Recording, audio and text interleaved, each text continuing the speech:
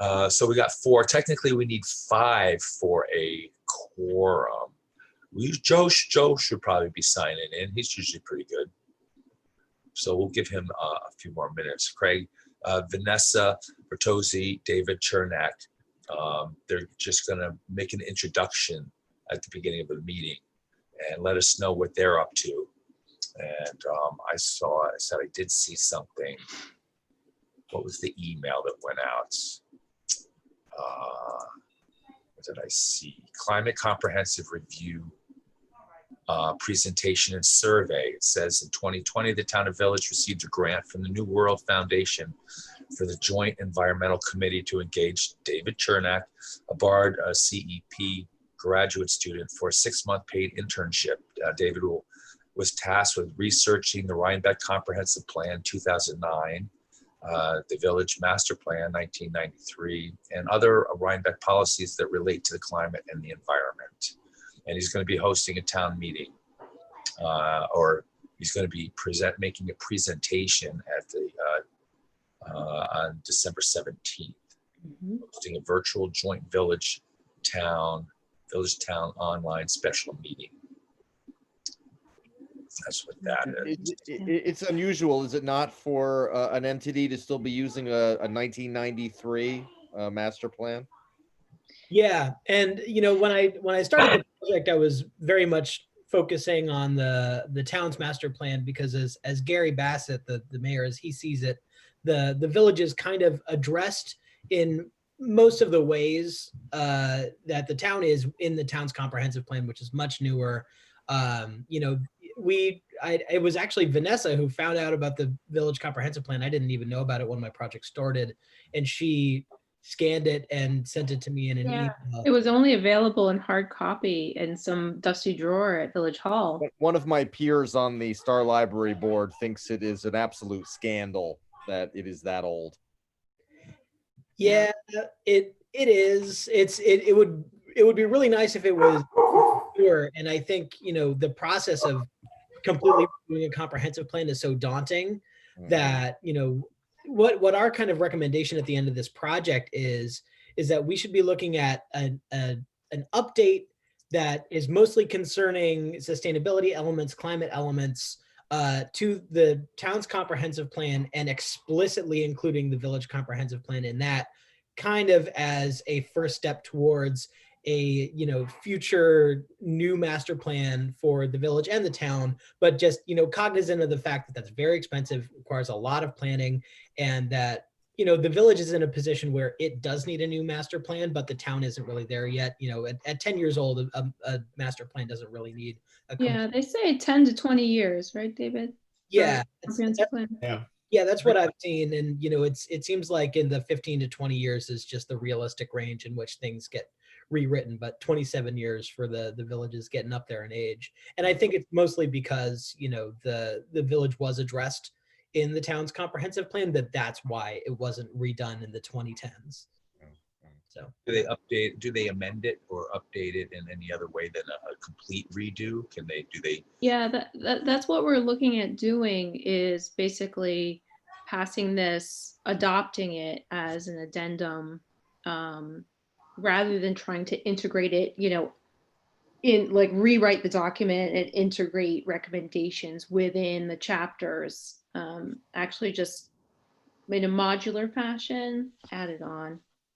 yeah, But I think if the village comp plan, the 1993 plan, is to be redone, you really got to get in there and update a lot of the research, the demographics, soup to nuts. I was asked to help out on a program that the town is doing. This CAPI, it's called CAPI Duchess. Oh yeah, I'm part of that. Green Energy Survey. We're going to do an inventory, I think, of the. It's the greenhouse gas inventory. Oh, so we'll be buddies on that then, because I'm doing it from the village side. Okay, so I'm the volunteer.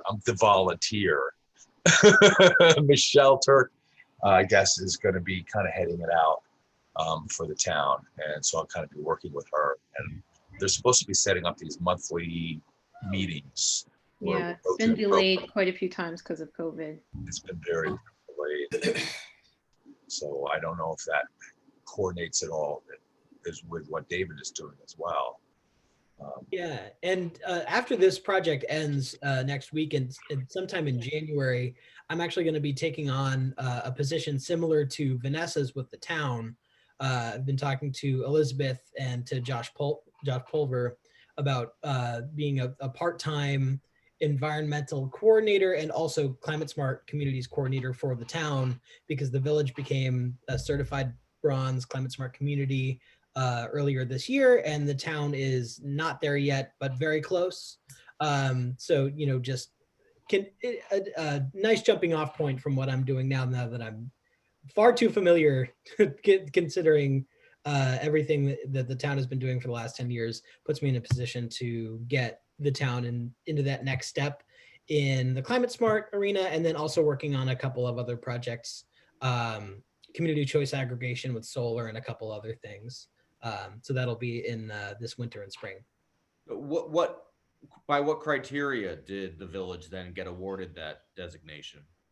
Yeah, so if you're not familiar, yeah, David, if you want, maybe I'll give like a little bit of a background of what Climate Smart is. Definitely. So yeah, New York State has a certification program called Climate Smart Communities, and there's close to 300 municipalities across New York State that have pledged and passed a resolution in their municipal governments to do the program.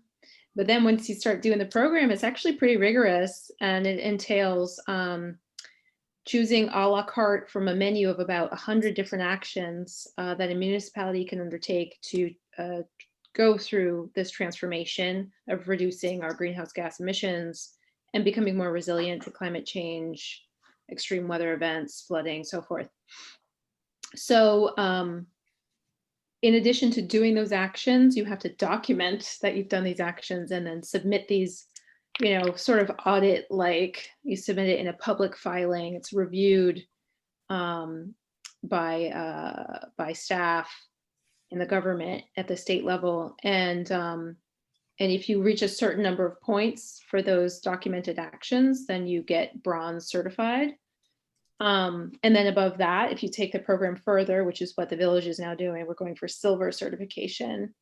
And I'm really confident that the village has done it. I'm confident the town will be able to do it because the town has done so much. It just hasn't jumped through the hoops of putting it all together in this filing. And so that's what David's going to work on. Yeah, exactly. And it would, you know, doing this project kind of dredged up so much of that stuff. And, you know, that stuff is ready to go. It's all an issue of, you know, for, let's say, like electric vehicle chargers, you just need to, in order to get the certification, like that's one of those actions, you know, things like doing a resilience report, like installing electric vehicle chargers, installing LED lighting. It's you know, an issue of giving the receipts to show that you actually paid someone to install this electric vehicle charging station, that it's actually being used, which is, you know, kind of this pain in the butt, you know, line by line things, crossing your I's, dotting your T's sort of thing that you have to do. And the primary benefits that you get from the Climate Smart Communities program is you get increased access to grants that are through the program. They're also like a grant, a source of grant money for all these, you know, various different climate related actions, you know, everything from transportation, reducing emissions, resiliency, social cohesion, all community stuff, like everything. It covers all the bases from what I can tell. So that's kind of the point of being in it, aside from the brownie points. And I think at this point, there are, out of the 300 or so that have, of communities that have joined the program, and it's towns, villages, cities, and counties also do it. It's, I think 50 are bronze, maybe 50 to 60, and then only about a half dozen are silver, and there are no gold yet. The program has only been around for about 4 or 5 years. So it really takes a lot to get to that highest rung. And I think they're kind of rethinking their point structure, maybe. I don't know. So. That's The net greenhouse gas inventory, I think is one. Rethinking it because they are at this point draconian about it that no one is qualifying. You're saying for the gold category. I think what they're actually doing is they're increasing the threshold that it takes to get certified. Am I right about that, Vanessa, or am I thinking of something else? You know, I'm not sure that they have kind of like, I think they're not sure what gold would look like yet. Like gold has yet to be invented. It would look too European for us to recognize, I suppose. Yeah. Everybody needs to work. Yeah. But really what we're here tonight to invite you all to come and join us is this December 17th, 7 p.m. Zoom co-hosted Town and Village. It's really nice. Town and Village are coming together to work on this stuff because we can make a greater impact that way working together. But yeah, David has been just really nose to the grindstone for 6 months, reviewing those comprehensive plans, plus a whole host of other documents and policies. And some of the we thought of reaching out to you because really some of the recommendations that were, some originated in that 2009 comp plan. And they, in my mind, they really do relate to a conservation advisory board's work. For example, the CEA project, if you want to maybe just tease them with that project. Yeah, so the comprehensive plan called for about a half dozen sites around the town to get the research done and everything that needed to be done to qualify for CEA, critical environment area designation. From what I can tell, there were 2 CEA reports where Hudsonia from up in Annandale near Bard, they came down and they did research in these areas. One was Pasco Lake and the other one was some of the area near White Schoolhouse Road. And then there were some other areas that where they wanted to get CEA designation. I think one was Ferncliff Forest. There were a few others. And then there's Vanderburg Cove, which is in the southwestern corner of Rhinebeck. And the southern half of Vanderburg Cove actually is part of Hyde Park, where I live. I'm fairly close to there. And that southern half below the border of Rhinebeck into Hyde Park is actually already a critical environment area as of 2004 or sometime in the early 2000s. So since the research is there was a ton of ecological research, research on habitat, biodiversity, rare species, all this stuff was done in the process of getting ready for the comprehensive plan. In 2007, Hudsonia did a habitat study of the whole town. Since all that kind of nuts and bolts research is there, where you actually had field biologists out in the field collecting data, that sort of stuff, it should be fairly easy to get a CEA designation for Vanderburg Cove, especially because the southern half of it is already a critical environment area, and Hyde Park already jumped through those hoops already. So that's something that's an example of a project that was included in the comprehensive plan, didn't get done for probably lack of money and lack of time, which are 2 things that are always in short supply with these sort of projects. So that's one of the sort of things that was in the plan and we could get done now. And what ultimately is the goal of designating it as such? That then would protect it from development, or? Yeah, it gives it just kind of an extra layer of development protection.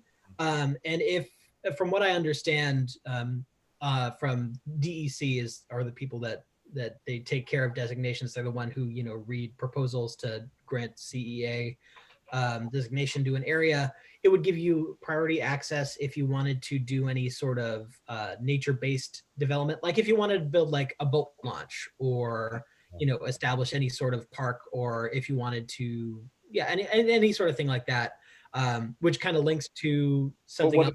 What if it's private? So does that mean none of this then is privately owned? I'm actually not sure about Vanderburg Cove, and CEAs can encompass areas that are privately owned, like Sapasco Lake. There's the development up there on 308, I believe. Right. Yeah. And I'm a bird watcher, and I bird watch at Vanderbilt Cove all the time.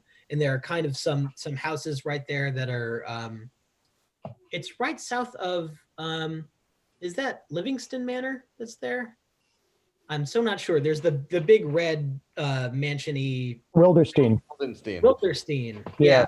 So there's some historical property and private property up there. It's by Linwood. There's a convent Yeah. there too, and Right. the cove is in part it's sheltered from the rest of the Hudson by the Amtrak or Conrail right of way. Yeah, it's a very rare type of habitat. It's this subtidal marsh that has really good drainage. I think the only other similar habitat on the Hudson that's like that is further north, also in Annandale, Tivoli Bay, which is a state wildlife management area, I believe. A unique area. Yeah, it's I'm a Barty. habitat. Yeah. You're a what? Class of '89. Oh, great. I'm a Bardon. Gotcha. Is that what they call them? What do you call it? Bardon? Yeah. I'm a Bardon, yeah. Cool.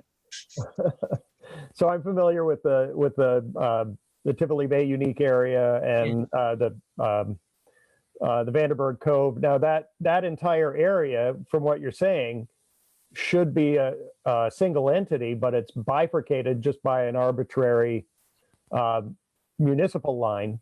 Right. Where, and if you look at the map, it's really just, it slices through right there on, it's Right. not River Road. I forget what the name of the road is, but it just is, a straight, latitudinal line right there that breaks it up. Kidd Road, KIDD. Yeah. Yeah. That's where it is. Yeah. See, Fred's good for something every once in a while. And it is a really fantastic area. It's the only place at least in Dutchess County or in Rhinebeck area, whatever, that I see peregrine falcons, that I see egrets. It's a really fantastic area for birds. Really good native species. It's one of the few areas that isn't completely taken over by Phragmites, which are a highly invasive reed that kind of forces out native species of cattails and other wetland grasses and plants. Very northern New Jersey. Yeah. Yeah, it's bad stuff. It overgrows everywhere where there's kind of a brackish or intertidal marsh or anything like that. Well, there's a lot of us in the CAB who are looking for more purpose as far as our participation in the CAB. So I think this gives us an opportunity to kind of, like I said, branch out, other than being kind of a sidekick to the planning board we're doing there, which is nice to see what all of our neighbors are doing. But it takes a lot of our effort. But it would be nice. I think, I'm not speaking for myself, but I think, the board, it fits in with the whole conservation. My daughter, she's going to college. She's all into sustainability. That's her thing. She's getting an engineering degree. And that's, I think most of us, believe sustainability is the only path forward. Right. Well, and I think one of the important things is that we have very few levers that are available to us as far as protecting resources. And unless something is named and designated, we have a very hard time having any influence on circumstances that might affect it.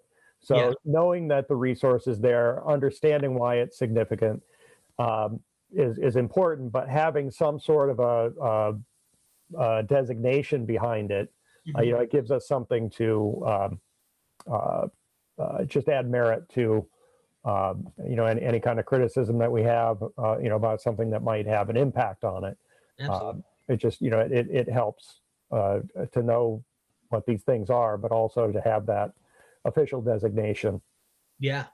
And I think there's some good momentum that's building up. A couple of months ago, the Winnicke Land Trust acquired a whole bunch of land. I think up to 300 or 400 acres, kind of in Red Hook, some in Rhinebeck, some in Clinton.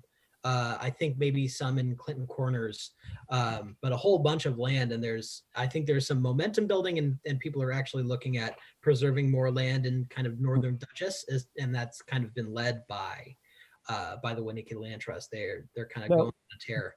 Do they have that as like fee ownership, or is that just an easement that they have? Yeah, these weren't easements. I think this was land that they actually purchased and are, you know, conserving and looking to do maybe some habitat restoration. I think most of it was up in Red Hook, but there was some, I forget where the parcel was in Rhinebeck. Yeah, it was Primrose Hill Road or something, right? Yeah, I think that sounds right. I probably looked up where Primrose It's Road. like southern Rhinebeck Okay, by Yeah. 90. yeah.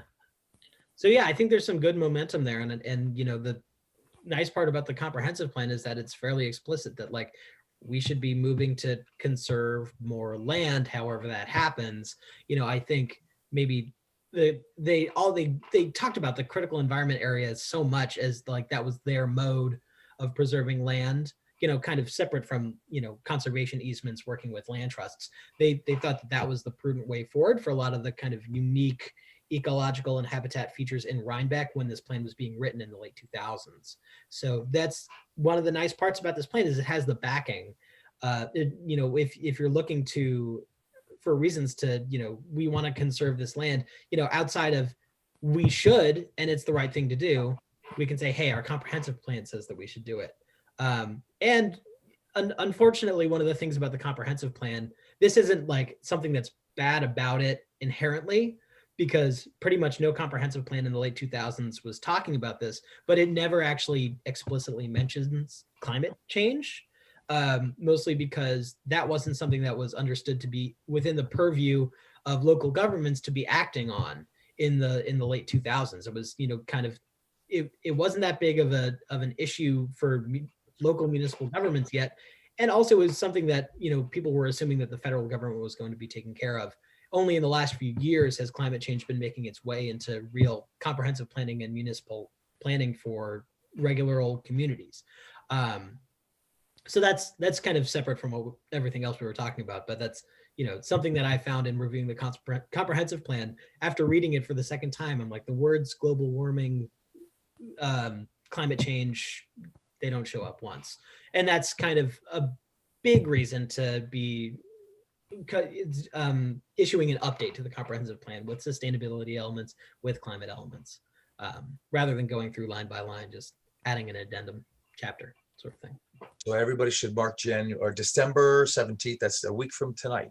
Yeah. Right? Yes. It's next, it's just at 7 p.m. Yeah. We should all- And we should also encourage you, we have a survey also included in that announcement. Yeah. And we're trying to get folks to take it. It's an opportunity to give feedback on what you think is important for the town, for the village, how you think we're doing, and please spread the word. Yeah, sounds very good. Thanks for joining us, Vanessa and David. Thank you for having us. Yeah, we won't take up any more of your agenda. But thank you so much.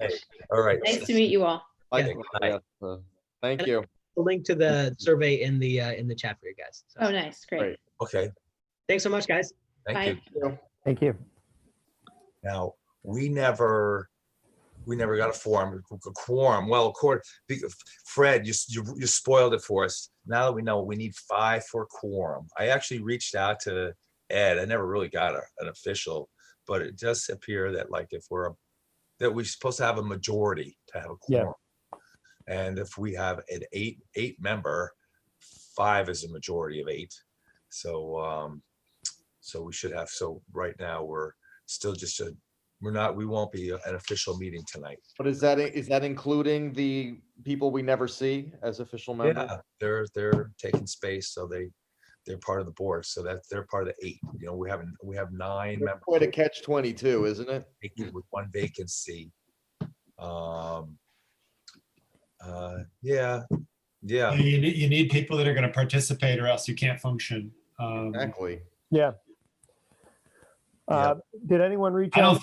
don't think anybody else is going to show up unless you've got someone you could call. Maybe Joe. I could text him. I'm surprised you didn't call in. He forgot. You want to text him? Yeah. Yeah, I can text him. I got to go get my phone. Okay.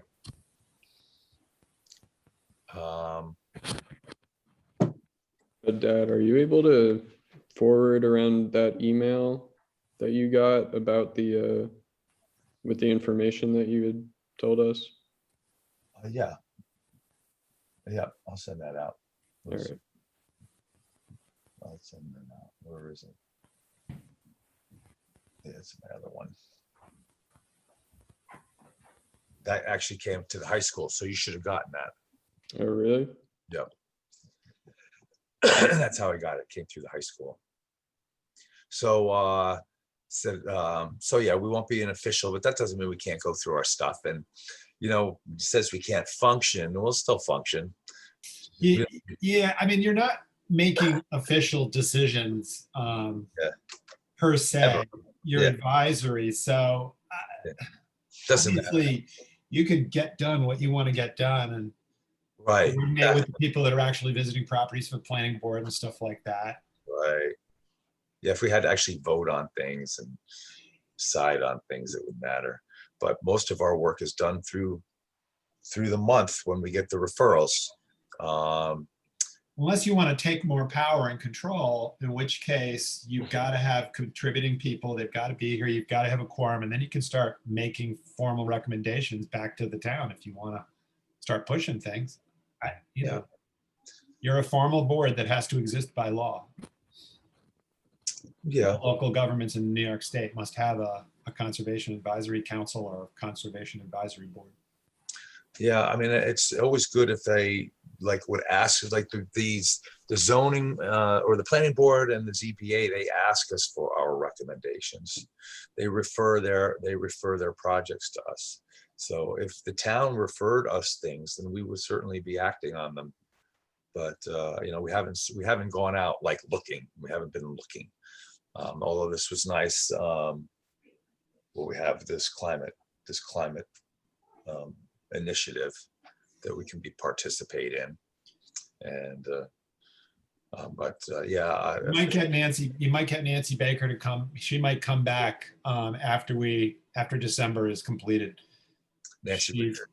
Yeah, because that project that Church of the Messiah is getting shut down this month because they can't afford to take it any farther. Okay, yeah, that's what they said that a couple months ago, and they just keep working.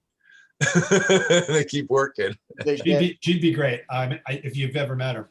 Yeah, she was. Yeah, she is good, and yeah, I didn't want to have to boot her, but I'm getting so much pressure from these other members. But again, they were going to they gave Nancy slack, and they're giving Amy Wu slack. It actually went back to the town board. So I mean, so what, Craig? Did you get any progress? What's your wife's name? Is that happening? Melissa. Yeah, Melissa. And yeah, she contacted, was it Sarah or the bookkeeper, and got an application sent, and it just showed up today. So she's going to fill that application out, send it in, and follow the process to, I presume that once the town, they have a town board meeting where she would have to be they would vote on it to bring her on board as an official. Yeah. So I think that's how that would work. That to hire her, I think the whole board probably votes on it. Right. Yeah. So however the timing is between the application and then for getting we have some new blood. Their next board meeting. Oh, there he is. Oh, jeez, you made it. Okay. Barry, I was doing something outside and I heard the text come in and I worked there. Oh shit, I was supposed to be there. You're official. So Yeah. Well, Our guest lecturers, though. let's move to start the meeting. So Go. move it. I move to start the meeting. Second. A second. Okay. All in favor? Aye. Aye. Aye. So now we're official. So Melissa, Craig's wife, is put in an application to be our secretary, which is exactly what we need. Ooh, that's great. To help track what we're working on. It would be really nice at the end of the year if we knew how many reports we actually submitted. Yeah. To have also, if we could just keep track of who's got which report, if they were all doled out to somebody, if somebody's taking responsibility, somebody to say, hey, you missed one. Who wants this one? So far we've been doing okay. We've been doing pretty good. Also, it'd be nice to actually have a meeting agenda, which is what the secretary does. Mm-hmm. She writes the agenda and take minutes. and to actually have minutes that are posted of our meetings. So Right. hopefully that all goes through. So we'll see how many town board cycles it takes before she gets on board. Okay. That happens. So hey, George, tell us about the fence. The everybody brace yourself for more mulligan fence. Well, the ZBA, who it went before, were, to my disappointment, in favor of allowing him to do it. What is, I think, relevant for all of us as CAB members was my insight into their operations and their, frankly, sort of dismissal of our input. Your input. Well, yeah, my report. It was mentioned by the person presiding over the meeting that CAB had authored a report on it.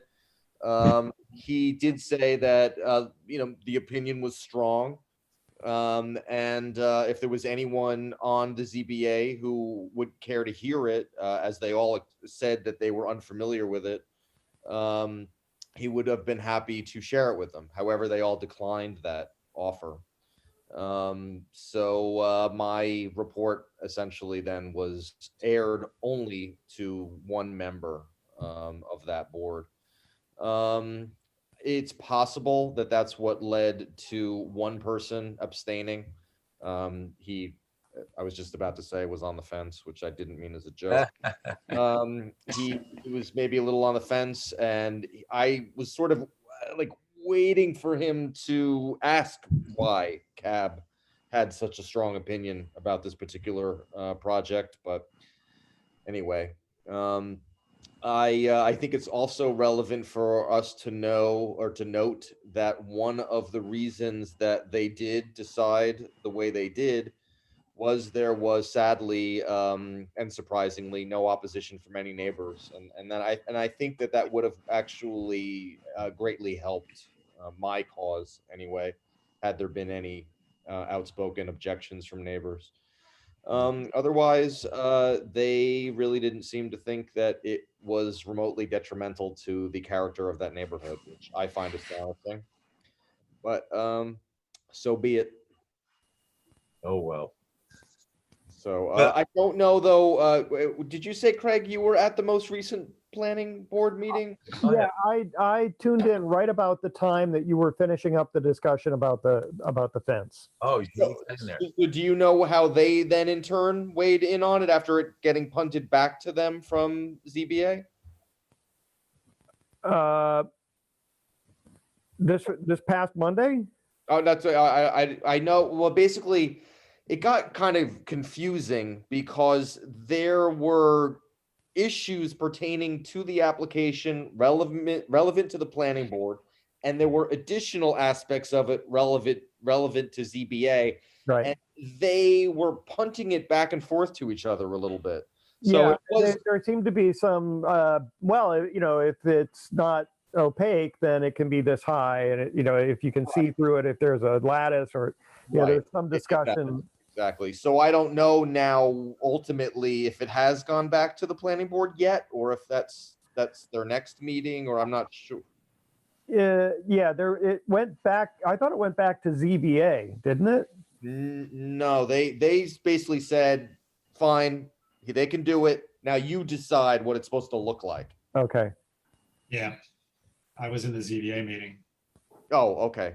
They So punted it. Yeah, they let it go. They let it happen. They based it on other people with equally unsightly fences in other parts of that neighborhood. That's despite the fact that none of those had permits for them, I should add. I don't. Well, they either predated the regulations pertaining to fences of this height, or they had been done without a permit. Possibly they did. That was, I think that was brought up, but I don't know that anybody had the answer as to if any of those other ones were permitted properly. Yeah, well, I guess you could date it depending on when the vinyl fence industry became commonplace. It's more likely that the wooden ones were installed prior to the the regulation change. Well, George, if you were my neighbor, I'd want a tall fence. Oh, thank you. Mm. Well, I'd have to just put a dry stone a dry stone wall on my side of it to completely block yours out. Right. So what other projects were reviewed? You guys kind of covered a lot of ground this past month. Actually, last November, the war. Well, I'm sorry, Mark, I'm sorry to interrupt you, but just Fred, because you were listening in on that, do you have a particular opinion or insight as to why they would not air my report? No, I don't know. There was, I think I can't remember the specific comment. If you want to watch the meeting, it's on the website. Yeah, no, I did go back and I've watched it. Yeah, watching the video. Yeah, that then you probably know more. You probably remembered more than I have. Yeah. Okay. I think if I remember right, the debate kind of shifted from the fence and its nature and its height and its placement on the lot, which is kind of like, that's what the variance is supposed to be related to. It shifted to the nature of the plantings, and yeah, they did want plantings in front of it along the most obvious edge of the fence. right. Yes, and that too was giving me anxiety because my report. Well, I mean, one of the reasons I would argue that we go on a site visit is to hear straight out of the mouth of the homeowner what their intentions are. And I was told to my face by Mr. Mulligan, he did not want to plant anything. So one of the conditions of the ZBA, as I recall, was plantings need to go there. What those need to be, how high they need to be, how far distant between each other along the fence line. That is kind of what they kicked back to the planning board, as I recall. Yeah. Because my report would have informed those members that this fellow had, expressed hostility to the idea of planting. He literally said it would have been a waste of his well water. So that to me didn't bode well for somebody who's going to enthusiastically embrace the idea of. He didn't want to have to maintain it. That's bottom line. I'm sure. Zero interest in maintaining it. He's not looking for extra work. He's just trying to keep the dog and the kids in one place and not have them get run over, I guess. Unfortunately, it was a little bit more insidious than that. He literally expressed hostility to the idea of people walking past his house who he didn't know. There was a lot of paranoia. Yeah, there's a lot of that going around lately. They say good fences make good neighbors. Yeah, I think that's. The ZBA was pleased that it was set back from the property line. It's not a good fence, so that cliche doesn't apply. It's as good as the never said the rest of the fences in the neighborhood, I guess. So. But it is just interesting to see how they rule and what I think generally they try to accommodate applications. I don't think they're out to just say no unless it's something what they would think, not what George would think. But the rule, it actually really it wasn't even what I think. The rules already said that this was not permissible, so it really wasn't my opinion. I was merely reminding them that rule is in place to prevent this exact sort of thing from happening. No, but the rules, I said, the rules provide for a variance. Framework. You're allowed to. There's flexibility in the rules. There's a built-in flexibility in the rules, and if you can plead your case, they will accommodate. Yeah, but you have to have a compelling reason for them to grant a variance. Like, there's an understanding that the rule is not going to be universal, that there are going to be special circumstances. You have to articulate what makes you different from the circumstances in which this rule is supposed to apply. And the way that I see it, our board is supposed to function in giving some flavor to that, where there's going to be an impact, and here are the impacts, and what we think is significant or isn't. Not that you should grant the variance or you shouldn't, but there are consequences. Well, as I gave you guys the 5 factors or whatever that the ZBA uses for their decision-making process. So they Yeah, that was good. that's so it's not that it's not in there. Did they make such a strong case to justify us breaking the rules for them?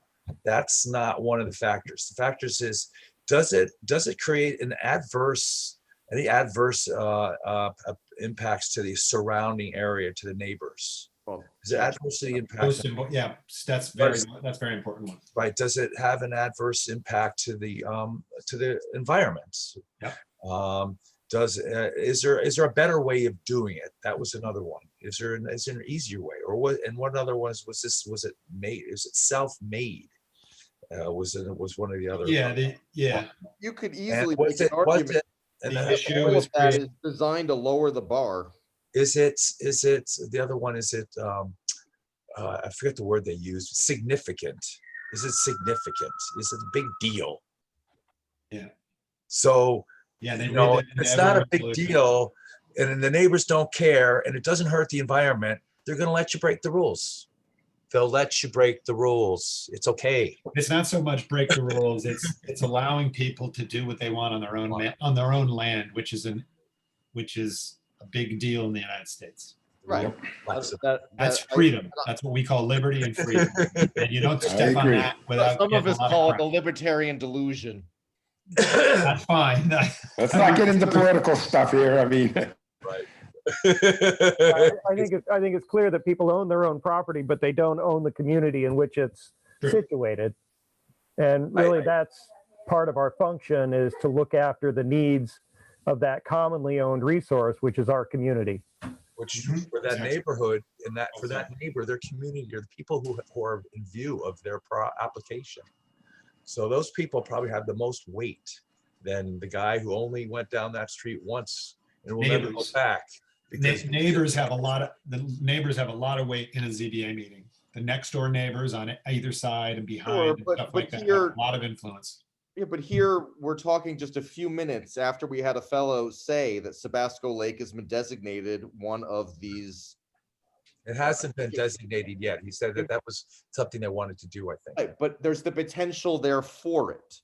So you can't, it just seems counterintuitive to me on the one hand to say, well, this is this guy's property, he can do whatever he wants. Yet then we're going to say, but in that very same community, we have something of scenic beauty that has significant bird watching potential, or all these other positive benefits for the community. Everybody who's heading to that lake has to drive by this stupid fence. So That lake. Okay. I'm just saying, it to me, I don't buy the argument that it's his property, so it's okay. Okay. Well, the ZBA, they're pretty good, I think. So It's one of the best run good to know. boards It's good I've ever managed. Yeah, it's good to have an understanding of how they rule, and that how they reason, and that they're not, they try to accommodate, and we try to support. And when one of their criteria, one of the factors is, does it affect the environment? Will there be any environmental impacts? And I think that's why they want a report from us. If it's in the LWRP, if it's wetland flood, will this affect the environment? And if it does, then we're trying to give them information to help them make decisions. So that's why I think that's how we can become most useful with our reports. It's just kind of giving Yeah, them. but they'd have to also read them. Oh, I'm sure they admitted that they didn't. Well, they didn't read it formally in the meeting, and they probably heard about it. They probably knew what it said, and they didn't want to go there. That's not what they're about. The report was just so opinionated. It wasn't based on any factual information that they could utilize. It was just, this is George's opinion. yeah, I mean, we're supposed to do opinionated stuff anyway, right? Our thing is supposed to be facts, not opinions. You don't like blue? Well, I'm going to reject this thing. 'cause, Well, when you get into admittedly subjective waters, when it comes to what determines the character of a neighborhood, And that's how they look around the neighborhood to see it's unavoidable to not venture into opinion. I guess. I think they would encourage you to focus on environmental and ecological issues. Well, in reading the CAB I don't have the name of the author of it, but the paperwork we all got about the sort of mission statement of CAB, Right. there's a lot in it about historic preservation and character of community. A lot. Oh, really? A lot. Yes, absolutely. Well, you should probably also it's probably just look back at some of the previous CAB reports, and see what style, what we were given some samples of reports, and I think they were pretty kind of straightforward of how they were laid out. Our findings. Is there an impact? Isn't there an impact? And none of the reports I saw kind of venturing into, I don't like plastic.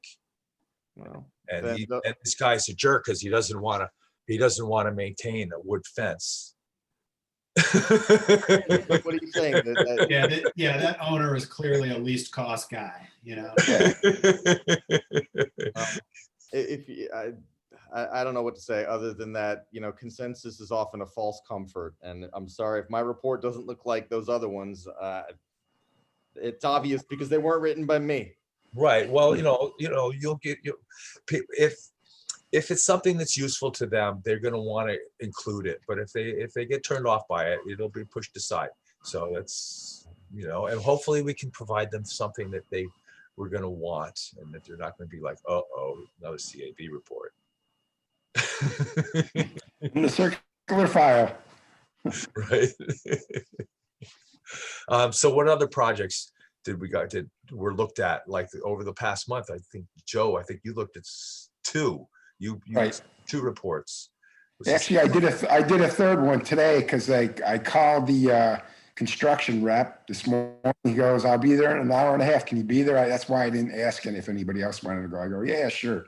Okay. But did the one that was the shed that was across the street from the big solar farm thing. I had to just rewrite it for this planning board because it was written for the zoning board, and I didn't rewrite the whole thing. I just changed a few paragraphs. Okay. So that was one of them. I can't remember what the second one was for some reason offhand, but today I did. Oh, it was in Rhinecliff. Oh God, I just can't remember. But I did one in Rhinecliff today, and I sent you guys the draft. That was basically a house. That's the Valley Way Road. Yeah, Valley. Yeah, and it was it's a big open field. It's surrounded by houses built in the 60s and 70s, nondescript. They're building a pretty small. It's a 2.5 acre lot. They're going to build a small 2-bedroom house. It's got a shed roof. It's kind of modern looking, but again, I told them it's not. That'd be my opinion if I said I don't like the look of shed roofs or modern looking houses. And I like those kind of opinions. But yeah, that's I don't think it's my job. But anyway, I went through and nothing was violated. Matter of fact, it would probably improve the neighborhood. It wasn't near the real old section with the older style houses. These are houses that are built in the 50s through the 70s. Some in not the greatest shape either. So if anything, I thought that thing would be an improvement, but I didn't state that. Are you talking about Dom's old house, the one that's under construction right now along River Road? This one is like just up to the right, and it's like falling apart basically. Oh, okay. But and it's totally visible from the lot. But it's a flat lot, raises up in the back. It's got a few trees in the back. They're not really going to cut down any trees. They're going to put this thing in the back third, septic field too, and if anything, it improves the neighborhood in my opinion. I mean, and I kind of like the look of it, but it's compared to everything else around it, they're just old standard colonials and ranches and stuff like that. So yeah, it's fine, but I just really stated the facts. I kind of have a template that I got from used that made from what I submitted, so I don't think it should be a problem. Yeah, sounds good. I see they started construction on the one that George had reviewed a couple cycles back on Rhinecliff Road. They're putting in a dormer below on Rhinecliff. Yes. Actually, it looks pretty good, I think. Well, they cleared the lot. Is that the one where they cleared the lot? No, this is a arts and crafts or a bungalow owned by the family of the dairy farmer. Sure.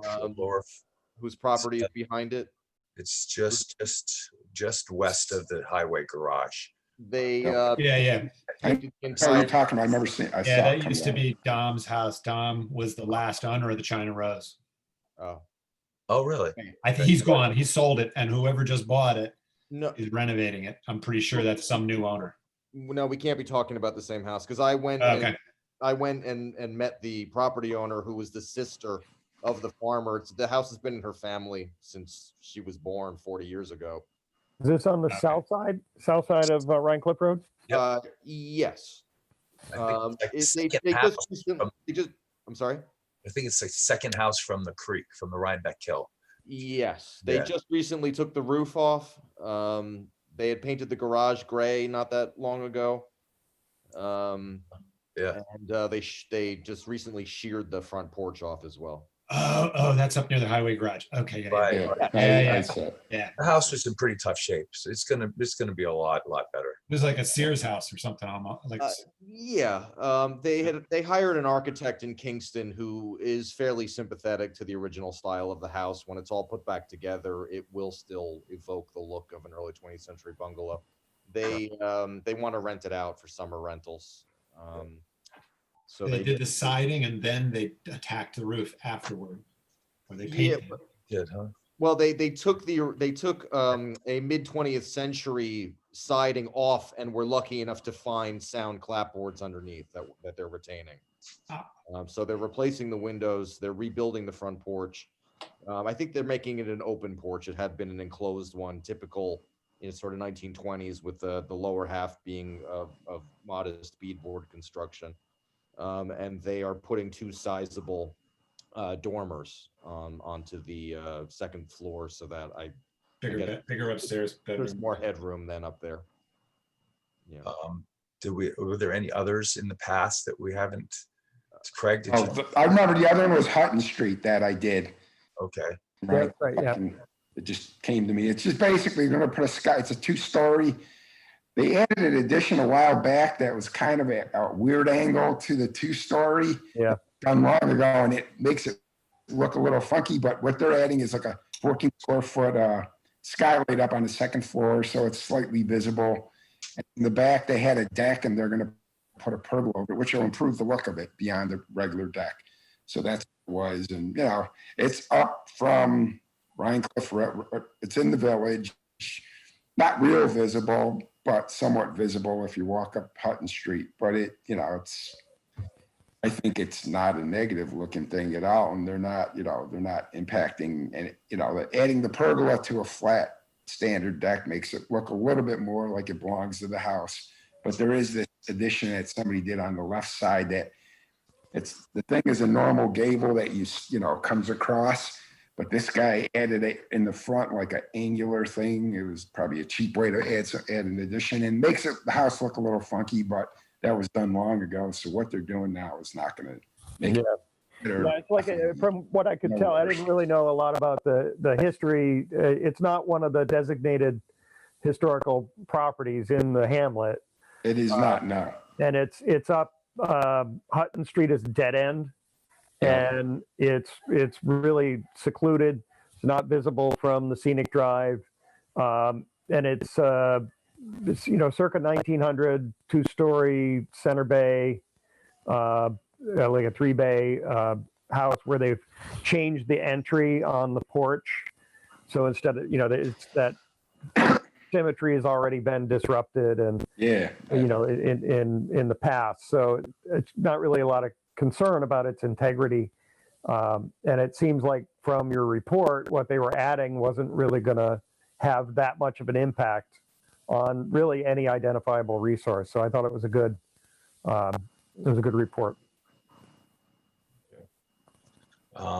We just got, like I said, November seemed kind of like a slow month as far as the referrals. That wasn't so bad. And then like yesterday, we just got or Monday, we just got a whole bunch more. Yeah, so I saw the new Rhine Cliff Road 60, I think it was 60 Rhine Cliff Road yesterday with Edna and one other lady from the planning board. And that was the one that Mark also took a look at today. Right. That was what they called it a shed. They called it a lean-to shed Yeah, It doesn't have any walls. It's just a roof over a slab, and they have some like air conditioning and a couple of mechanical equipment, to the house or the garage that are just kind of on the slab on the side. And it goes a foot into the setback. The side yard setback is supposed to be 20 feet, and it's 19 feet. So they went over by a foot, so they got to get a variance. I guess they built it without the permit, so now they're they didn't get a permit, and they've created a couple problems for themselves. When I went with Edna yesterday, she was unhappy that they buried the bottom maybe 10 to 12 inches of a mature tree in soil, sort of suffocating its lower trunk some because of the grade change, to accommodate the concrete slab. They've also created an erosion issue for themselves. The soil that they had trucked in and dumped to accommodate the extension to the side of the garage where the slab now sits is all mushy soil that is cascading down in a waterfall, basically onto their neighbor's property line. They have that aggravated by the fact there's no gutter on the new extension, and the extant gutter on the corner of the garage is aimed directly at all this soft soil, and the soft soil they dumped there has round river rocks in it. So it's kind of a disaster. And so anyway, in Edna's correspondence with Mike Trimble, he suggested that I talk to the town inspector to see if he's actually been there and what his feelings are, before I mention any of this in the cab report. Michael thought I should find out if they have issue with the fact that A, there's this erosion problem, and two, because they're now seeking permission after having already built it, they hired an engineer who just did a rendering of it, but doesn't address the actual site conditions, and there's no gutter or any rainwater diversion in the plan. So I don't know. So this one's a little bit of a mess. I wouldn't call it a disaster, but yeah, they're definitely. I mean, they've created. When I say disaster, I mean we know the homeowner has created a problem by not having followed the proper course of action in getting the permit. They do have a water runoff problem from one corner of the garage, and hopefully through the approval process, they'll be able to they'll get that straightened out. That the planning board will make that part of the condition of approval, that they deal with the way the water is conveyed from the corner of the garage down the slope, because it's just coming down a little too steep, the direction where it is. It was obvious when the garage was first built, I'm theorizing in the 60s or 70s, that it would require a retaining wall. So they built one, a sizable cement cast one, to the right of it, but they didn't need to hold back this particular corner because that corner didn't require that height in order to accommodate the new pad. So what they should have done was what they did back in the 60s. It obviously requires some kind of retaining wall, and the extant one there needs to be increased in size. Maybe one way. We'll see what they come up with. Usually you let their designer come up with a solution and just let them know that what the way it is right now, it's not satisfactory. Right. They need to resolve it, have their designer submit a plan that deals with it. And but otherwise it's not that visible. It's not aesthetically, I don't really see an issue with it. Well, that was something Edna did. So I'm quoting her. This isn't me, although I agree with her. But she does think that it should be screened, because the neighbor's property is significantly lower than the elevation that this garage is at. And the garage, this new part of the garage is being used for storage. So it's, as you said, air conditioner, it's piles of patio furniture and whatnot, firewood. And it is directly viewable from the patio behind the neighbor's house. So when she says screen, does she want to see have walls put up on it, or does she want to see like vegetation? No, she thought some kind of lattice paneling. Something to that effect. Out of it. So. So I'm sure they'll work it out. And they'll make it, you know, it's not terrible, but there's a few drawbacks, and I'm sure through the process. But and Well, you know, how much of this is actually our business? Like, I mean, what resource does it impact if the owner is washing out, you know, the soil from his own property and, you know, is choking out his trees and it's far from a waterway. It's not near a floodplain. It's not near a wetland.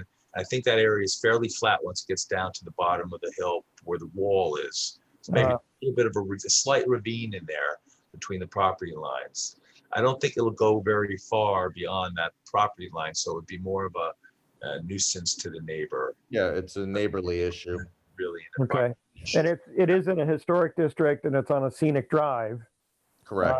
But does any of this work impact adversely, you know, those like the view shed or, you know, like if they were actually cutting the tree down, Right. that would be something that's definitely prohibited. But if they're doing something that's maybe not the best thing for the tree, Let's they could dig out the tree. They could dig the tree out around the base of that tree. I'm sure Edna will make sure they do that, right? Dig it out.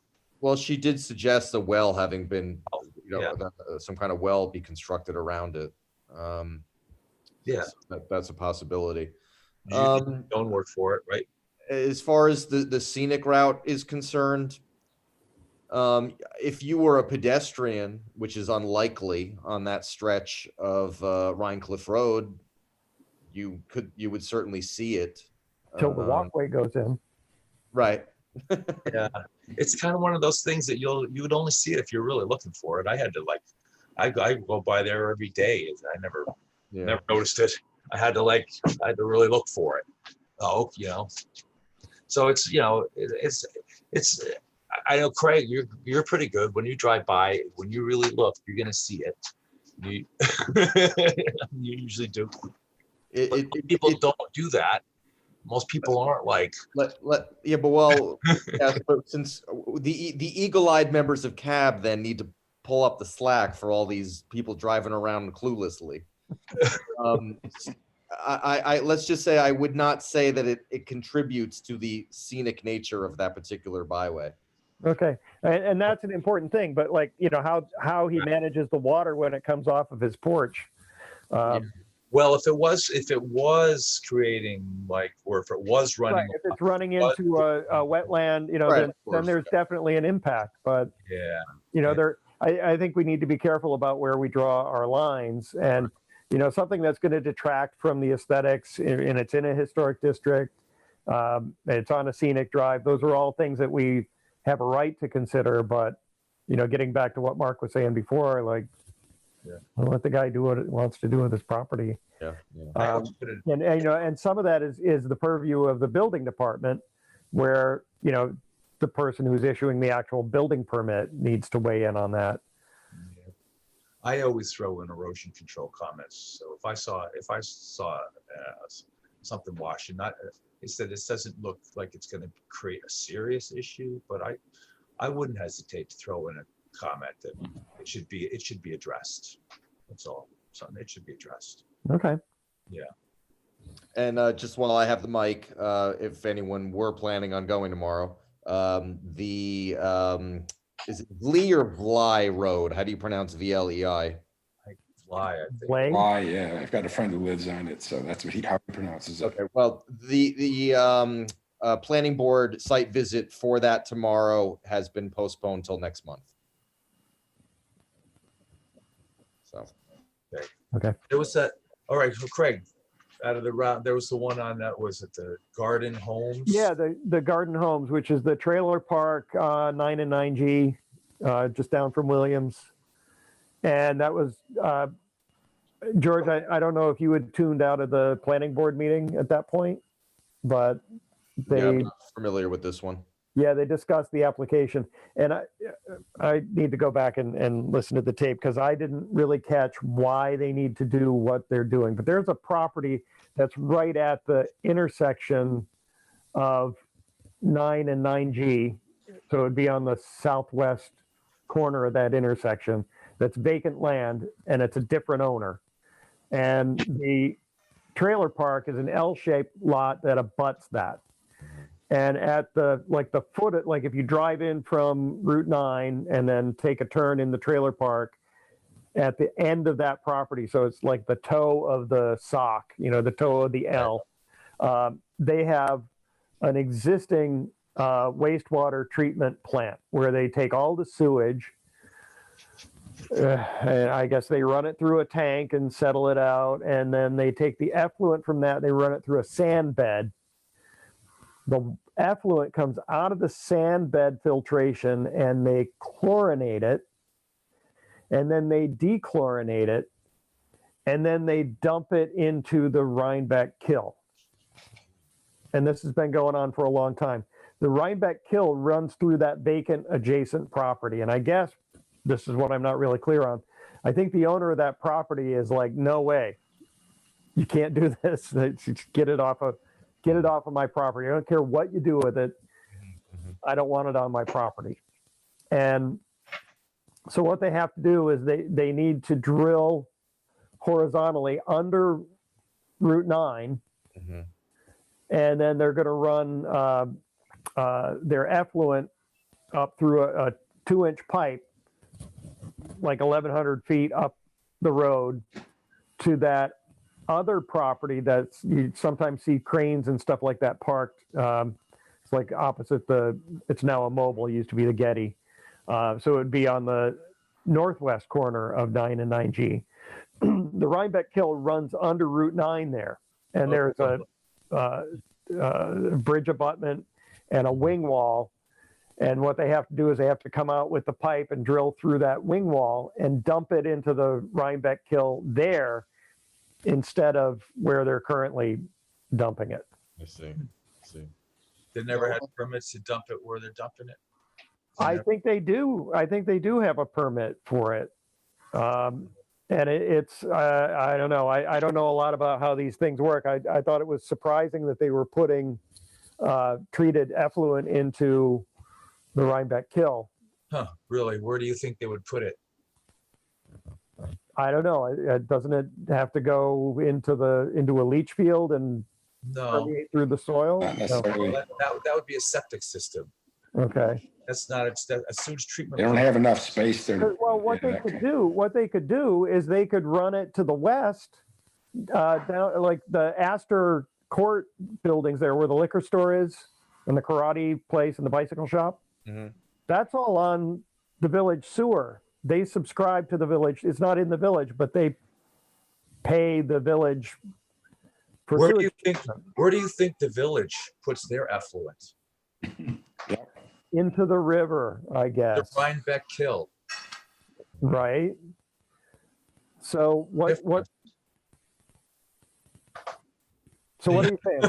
It's all going into the Rhinebeck Kill as long as it meets the perimeters of the sewage treatment plant and the water quality. Yeah, they dump it. released. They dump the it right Rhinebeck next to your Kill. house, Mark.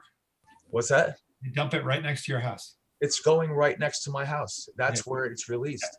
There's one right across from the woods, and there's one right by the corner of my property. Yeah, they can have an alternate that's usually turned off effluent outway that would come into the ponds at the woods. Yeah, And that's only for emergencies or something. right. Up in the Catskills, the sewage treatment plants, which the New York City owns and maintains, and quite a few of them, because that's New York City's watershed. Let's see, like the Pineville sewage treatment, Pine Hill sewage treatment plant dumps or discharges into the Esopus. It ends up into the Esopus Creek. It's not the Esopus there. It's a different turn up near Pine Hill. Up in Margaretville, it discharges. That's the Delaware River, which goes into the Papacton Reservoir,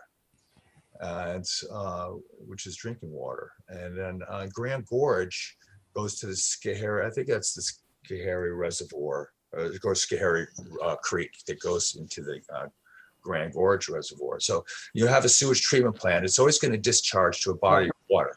But the municipal sewage treatment plant has a full-time staff, right? Who do the monitoring and control, and they're professionals, and Yeah, but well, they keep things within parameters as far as what right, is is allowed, and there's better maintenance. right. And I don't know what the scope is for a large system like that handles a lot of households. That's a lot of density there. I- 30 or 40 households and showers and toothbrushing and toilet flushing. It ends up being a lot of capacity, and I think it seems like a pretty not very sophisticated system. I don't know. You're the engineer, so It's supposed to be engineered to handle the capacity, so I'm presuming it is. I have to trust that it's designed to do that. And I was looking over some of the parameters to see, like the amount of the biodegradable organic content that ends up in the effluent, and there's a stated amount, and I don't know if that's a lot or not. Usually you would have to get a speedies permit, a discharge permit from DEC. In fact, right here by their village sewage treatment plant, you'll see where they have their fence and they discharge. There's a sign on there. Okay. Permit number. So to get that permit, they have to comply with. They have to do regular sampling of the effluent, and usually a sewage treatment plant like that would have to have a licensed operator who's responsible for it. And, Certifications and everything. Yep. yeah, so maybe the village, they have somebody who's there full time. If it's something smaller like that, they might not have to have a full-time operator, but there's still somebody who would have to be responsible. A licensed operator would have to be. 2 to 4 guys that are constantly working at either the sewage treatment plant or at the water filtration plant. There's 2 parts to it, and they drive around in one of the red pickup trucks, and I see 2 of them all the time. They read the water meters in the village as well. Right, that's the water supply, in which are. And that's how their salaries are paid through the water and sewer bills that we get if we have village water and sewer. The village water comes from the Hudson River. Yep. Well, the city of Kingston, the city of Poughkeepsie, they all dump after treating the the effluent into the river. Right. And there's a big storm. They have to sometimes open the floodgates and dump untreated stuff in there. Untreated. The country really, where they have the same storm and sanitary sewers in the same pipe, basically. Right. That's unfortunately the case. So it doesn't concern me that they have a sewage treatment plant. I'm glad that they have some sort of a sewage, that they got a facility somehow to treat the sewage. There's a lot of units in there, a lot of trailers. And it doesn't surprise me that it's discharging to the Rhinebeck Kill. Why the neighbors now making them move it, or whatever, as long as they're doing whatever they got to do, and hopefully whatever they do would still, if they're going to discharge wherever they discharge, they're going to have to meet those permit requirements with the DEC, and that's yearly. They're going to be meeting those requirements, and and same with drinking water. They have to take daily readings, and maybe twice daily. And they have to do chemical tests, and they have to log all that stuff. And then they have to make that logbook available to any DEC people that they come around investigating. They have to be very open and transparent about what they do. You're talking about the trailer park in particular, or? No, the sewage treatment plant guys. They had a friend of mine used to work on a sewage treatment plant that discharged there's a sewage treatment plant behind the state police Troop K barracks in Washington Hollow, which is over near Millbrook. And they had to have a permanent certified employee running that at all times. And a friend of mine that I went to grammar school with had that job for many, many years. Oh, and by the way, New York City, they spent all they wanted to on those sewage treatment plants up in the Catskills. They were like $30 million plants. It was crazy. They took these small little things and they put these huge plants when they came up with the MOA. The one that's in Pine Hill, just past Big Indian. The memory. It looks like a freaking huge shopping center, and that stuff goes through so much so much processing. It's drinking water quality by the time it comes out. It goes through microfiltration before it's discharged. And I tell people, if I was really thirsty, I would drink that before I would drink out of the creek, because that stuff is Safer. they're not all like that. That's New York City and their watershed. Right. And they spend a lot of money, and they're not usually to that level. Right. And I don't know what this, what the. That saves them money though, downstream, not having to put in a massive filtration plant because they guarantee. Exactly. They were saving whatever, how many $1 billion. That was how they avoid their filtration. Yep. Yeah. So, 'cause so Craig, am I going to meet you on that? Are you scheduling a site visit? Yeah, well, I started to write an email at the end of the workday. I kind of ran out of time, and I figured, well, we'll talk about it at the meeting. But it's Mike and Edna are the two planning board members who are going to schedule the site visit. And I know that Mike likes to have site visits during the day, in the morning, and I can't make it because I work. So I was just going to write to the guy to see if there's somebody there who can just show us around at the trailer park over the weekend. If there's not, then I can't do it, and maybe somebody from the board who has the availability during the week before Friday, with enough time to get the report in, could join Mike and Edna whenever they, have their visit. But I was going to send him an email. I'll do it tonight after we log off, and I'll copy you on it, Mike, and anybody else who's interested in looking at it. Yeah, you can send it to me too. If you schedule it on the weekend, I will attend. Okay, yeah. I'm probably going to have to make a trip down to the city at some point, one of the days on the weekend. But, if I schedule it for Saturday and you guys can make it, then I'll go to the city on Sunday. But, otherwise, I don't know why they didn't give us really any time to review this. What she said the report's due on the 18th. And what is today's 10th? So that's 8 days. I know.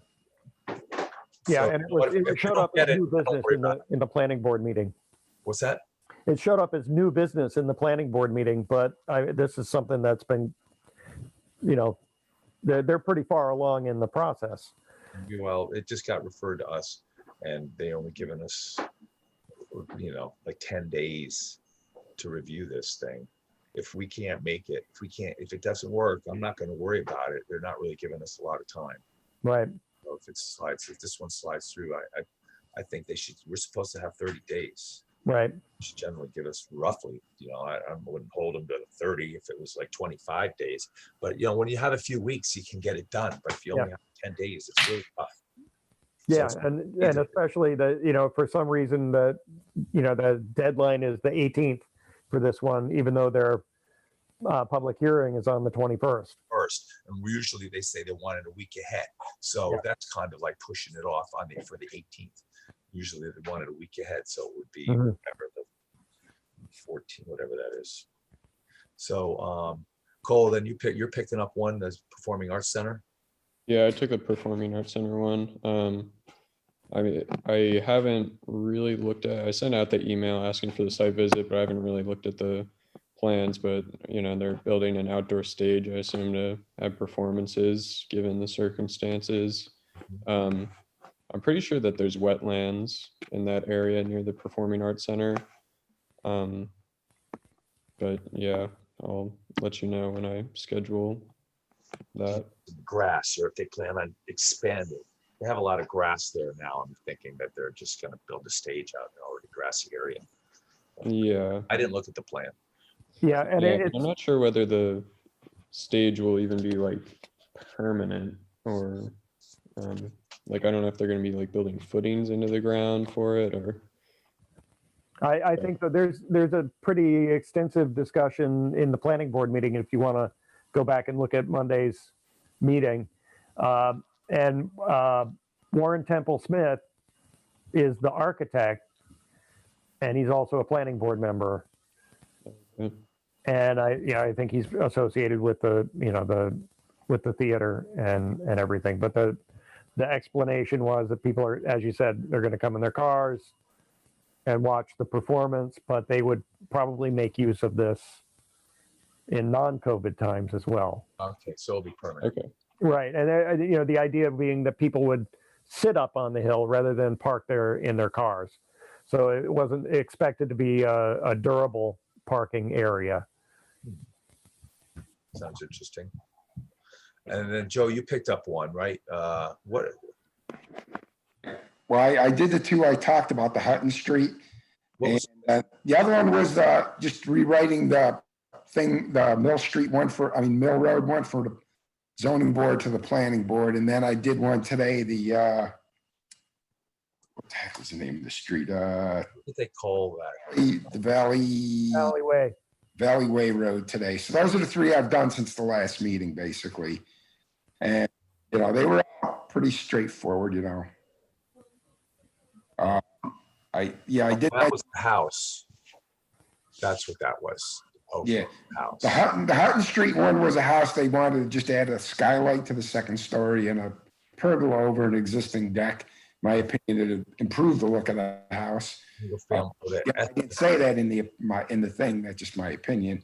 And then the one today was a 2.5 acre lot, and I think the house is 1 story, shed roof, modern looking, probably about 800 square feet. You know, small, and then the back third of the property, but it was like a big open field and a little bit of woods in the back. So no impact. So we've covered that. We've covered everything that's been divvied out with that last meeting.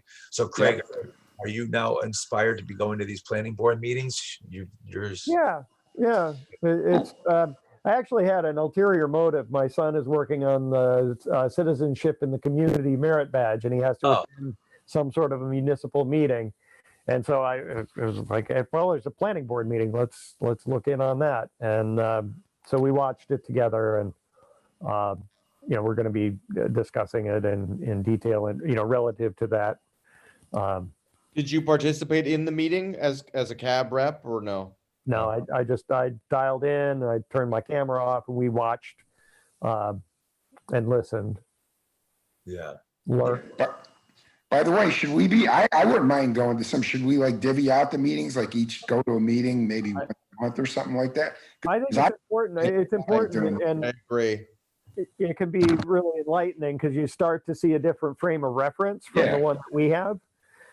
You know, they're looking at things and moving at a different pace, you know, where we'll take a lot of time on a particular aspect. You know, they're going to take that and, you know, fit it into a, you know, a larger array of concerns. Well, you know, I said, you know, I think it goes back to just about every month this year. I mentioned that they and even Mike Trimble has said that he would really like CAB to participate in their plan. It would definitely raise our profile. Yeah. So maybe we can schedule it where somebody covers every meeting then, you know, zoning too, right? Zoning board also, right?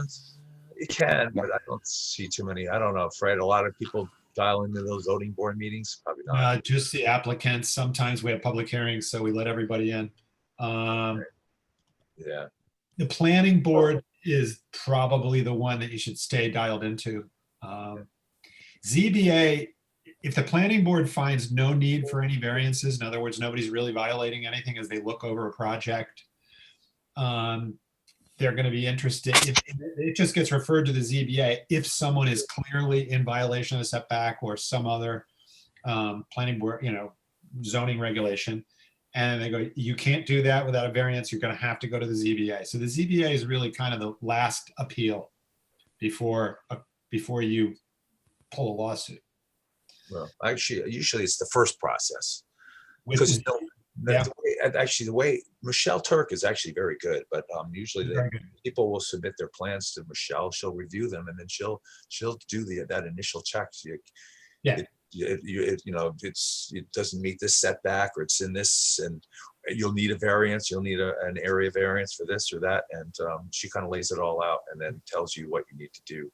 So then usually you need your variance before you go to planning board, but somehow it's When you at the same time. I thought you started with the planning board. Isn't that where you start with a new project? Yeah. Or you start with Michelle, and then she tells you what you need to do given the. Right. And usually it would go to the ZBA first, because why should the planning board hear something that's, if they're not going to get the variance? Yeah, I mean, the thing I worked on Mill Road, the zoning board looked at it first, and then it got referred to the planning board, afterwards. Yeah. I guess I've never Original completely zoning board. understood which one was first and what the process was. And I think it depends on the issues that are seen. Is it the case that the planning board deals with a lot of issues, one of which is zoning? And if there's because the title of the board is actually the Zoning Board of Appeals. There's not like just a zoning board. The planning board is, The planning board determines the zoning, it's all zoning. and if there's a The if there's a violation, a need for a variance, then it goes to the Zoning Board of Appeals. So Right. that's the because I've never been able to get my head around what are these two different things, Yeah. and how do they relate to one another, and who does what? And it's starting to become clear from what you're saying that it's an appeals process that involves the Zoning Board of Appeals if there's a variance that's needed. Yeah. And usually you need that variance before you go to the planning board, because what's the point of Mhm. moving forward if you don't get your variance? Sometimes that'll kill the project. Yeah, or if you go ahead and do it anyway, and then someone comes along, you try to sell the property, then the town shows up and says, "Hey, there's a problem on this property." An owner might walk away from it because there's some violation that they may have to deal with later, and they don't understand it. Yeah. And Michelle Turk is kind of the arbiter of that. She looks at all the. She's the first person that people contact with new projects or people that are working on existing projects. They work with her and the building inspector. They're the people in the field and the people directly talking to the public. Planning board and zoning board of appeals, you get sent there if she identifies a need for that, I think. Okay, but it's her and the building, so she's kind of Yeah. like. She is, like The building public starts with Michelle. inspector. Okay. she is the zoning administrator. Yeah. That's her Okay. title. And so, for instance, I'm putting up a new deck and I just got a building permit. I called the building inspector first. And I said, okay, I want to put up my deck. I want to put it in my building permit. But these are the kind of the things, I want to do. He's like, well, you submit it to Michelle first, and then she'll refer it to the building department once she thinks that's ready. So I did. I sent it to her. She's like, there's no issues. So it could go straight to the building department. If there was an issue, if it required the planning board, if it had to go to the planning board, I'm just replacing an existing deck. So it's not like I'm adding anything. So if I had to go to the planning board, or if I was, if the deck now suddenly putting in a big deck that now infringed on the setback, then she would say, you're going to have to go to the ZBA. But yeah, she's she would be the first point of contact generally. And the building inspector didn't even want to see the plans until I had sent them to her. So I think we got to be wearing Fred out. Keep going. This has been a pretty good meeting. What do you think? Let's just cover. I think we've covered our projects, and it seems like we're doing well. If we wanted to start divvying up these planning board meetings, we can. They're twice a week or twice a month. I was going to a bunch of them consistently, and I kind of got worn out because nobody else wanted to go, and I just was like, I don't want to be going all the time. You go to a few, you get it. But it certainly is nice to see the presentations, and it's good to see. And they we do make a presence. So when's the next meeting, and how should the rotation work? I don't know. It would be nice if we all got like the Zoom invite in our inboxes, a couple of days before, whenever when that circulates, if we were in the loop on that, because just because I participated in one not that long ago, what does complicate it, in addition to the logistics of figuring out, who can go, whoever is that person that then gets that task will be asked at the to weigh in on everything that CAB had been punted. So it's pointless for somebody to spend the allotted amount of time the meeting will take up unless they have a synopsis that they can give to the board when asked for every one of those things. So Yeah, it's not just that we need to, sort of wave and say we're there. You also have to be able to quickly and succinctly Yeah, distill. full representative of the CAB. Yeah. Exactly. when I was there, I said, you got the report, because they're trying to move these meetings along too, so they don't, when they But weigh in. it's nice that, but to his credit, Mike Trimble definitely gave us deference. I mean, so Yeah. that's something I think, we should be, taking advantage of or acknowledging, recognizing. And it's all the more reason because Zoom invites, Gretchen. I think we get the Zoom invites by going on like anybody else. I think we got to go online to the website and. yeah, I found it because I was, like I said, I was looking for, Boy Scout activity, and I went to the town board and, I went to the town website and saw that there was a meeting and followed the link.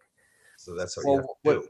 What I would propose is we should perhaps not take up any more of Fred's time, but have another meeting where we figure out if we're gonna, make sure we always have a CAB representative at these meetings. We should figure out whatever the easiest logistical way forward for us to do that. But it will involve then whoever gets that responsibility to have to figure out how to cull everybody's reports together so we look good. Yeah, Okay. I don't want to do that myself. I don't want to do that. Okay. I don't mind being at the meeting to hear the presentations and occasionally give, might say something, but I don't want to have to regurgitate every report that we've already submitted and they've already have it on record. Well, maybe we can, each person, when they do a project, write, in addition to writing the report, write a little synopsis. And then the person who's assigned to go to that meeting, just send it to them. Everybody should find the meeting, and it's that person's responsibility if they can't make it to get somebody else to take their place. Right. And everybody should write that secondary little one paragraph that we would use as our synopsis and reference point. Yeah. So if assign the next one, everybody sends me, synopsis, so then I'll review it and then I'll be able to talk. The reports aren't that long. You don't need a synopsis. You just read the report. Well, if you guys get a new clerk, you're going to have somebody to help you organize this sort of stuff and do this. right. Having the secretary would help that. But another thing that would help the process is if we all have a shared document, like a Google Doc, that we can keep updating. Great idea. If you write a report, That's a good way to do it. Make the report and just put in what's the envelope information for this, here's what, these members went on the site visit and they thought X and we submitted the report. And whoever tunes in is going to have access to that document for every report that we've done that month. And, the more extensive, which is not really that extensive, information that's is actually in the report itself, which they have. But if you just need something to say in the meeting, that way we don't show up empty-handed. It's like, I don't know, it wasn't on that report. I did one on this place, but. Yeah, no, that sounds like a good way to have the synopsis, have one master document that people could use. Yeah, and everybody's responsible for just adding in their little Sounds bit. good. Okay. Well, hopefully it won't take long for Melissa to get the gig, and then we'll proceed from there. Okay. We'll wait for Melissa then. So let's see what else. And I have bad news that both of the two people I asked to come aboard declined. Okay. But I'm still looking. So we still have a vacancy. Hopefully Nancy will come back soon, and we'll find out if Amy Wu is for real or not. Once we get into 2021, if she actually steps up or if she's just fictitious. Let's see. There's been nothing on the no motion on the walkways. Nothing's happened there. George had some updates on his responsibilities toward the park. Oh, well, yes, I was officially made the chair of the Buildings and Grounds Committee of the Star Library Board. So to that end, unbeknownst to me until I was recently tasked with this position, that it comes with the subtitle of Mazzarella Park Liaison. It also became apparent to me that the previous holder of said position was himself unaware that he had been the Mazzarella Park Liaison during his time as chair of that board. So that means it's basically a new make it up as you go along sort of thing. So I will, come January, be reaching out to them and see how we as a board could hope to dovetail with their park improvement endeavors. Weren't you suggesting that you were also, that they needed members, that the park committee also? Well, Brian Tam, who lives down the street from me, he joined not that long ago. And so I don't, basically what I had gleaned from him is essentially gossip. He said it's so freeform that there don't even seem to be meetings. So it looks like it's an entity that will need to be whipped into shape.